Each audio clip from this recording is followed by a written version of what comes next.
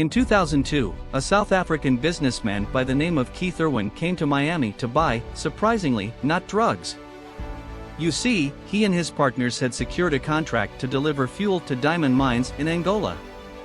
Small problem, there was a civil war going on. Now, wars in ground-based fuel supply chains go together like Taco Bell and the human digestive system explosively.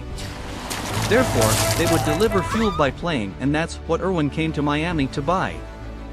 He had found a 25-year-old Boeing 727 that had recently been retired from service with American Airlines.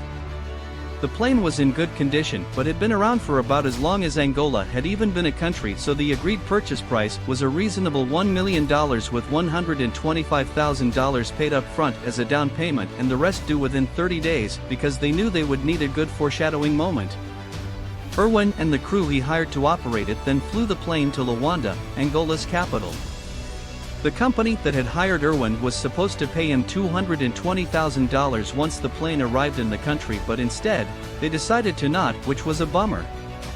The other totally unpredictable bummer was that apparently the accommodations and quality of life in the middle of the war zone were less than stellar.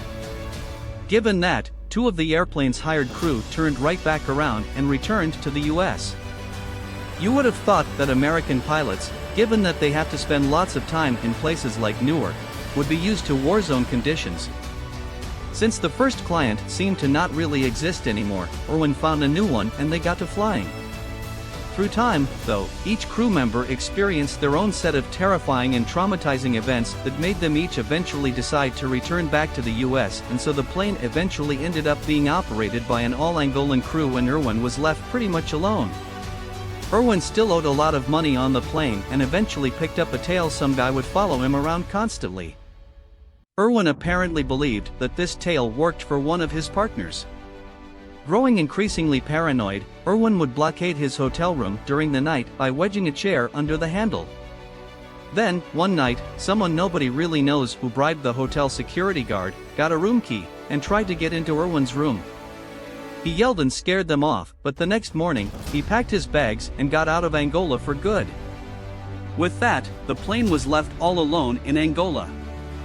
The original owner from Miami, who had never been paid the full balance by Irwin, hired someone named Ben Padilla to go to Luanda and repossess the plane. The problem, though, was that, by the time Padilla got to Luanda, the 727 had been sitting around for a while with nobody responsible for it, racking up parking fees, fines, and getting into a progressively more dysfunctional state. It would take some time to get it back to working order, so Padilla hired a local mechanic crew to fix it up, and, after some months of work, it was almost ready to be flown down to Johannesburg to a new client. On May 23, 2003, though, the aircraft was powered on, taxied to the runway without contacting air traffic control, and took off.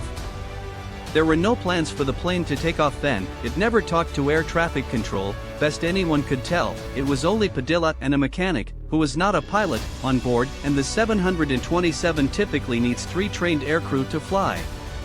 Everyone was well and truly baffled.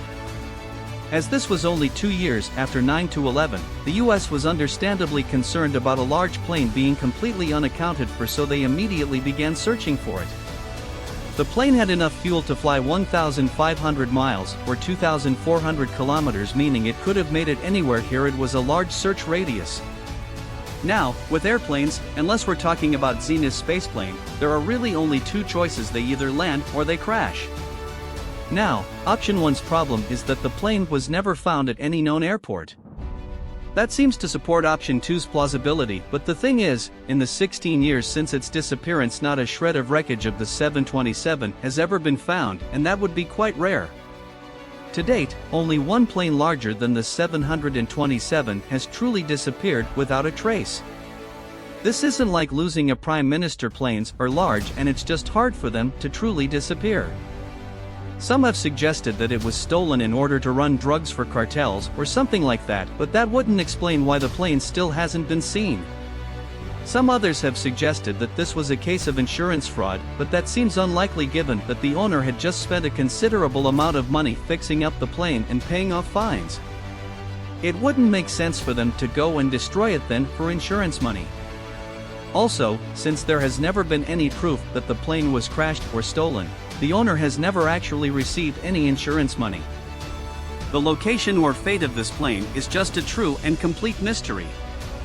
Despite extensive efforts by the FBI, the U.S. State Department, and plenty of investigative journalists, not a single piece of evidence supporting any explanation for the 727's disappearance has ever been found. It's like it never existed. The explanation that most people seem to most accept at this point is that someone was on board when Padilla and the mechanic boarded the plane on that fateful night and held them at gunpoint, forcing them to take off in order to steal the plane. Then they presumably crashed somehow and probably without a trace.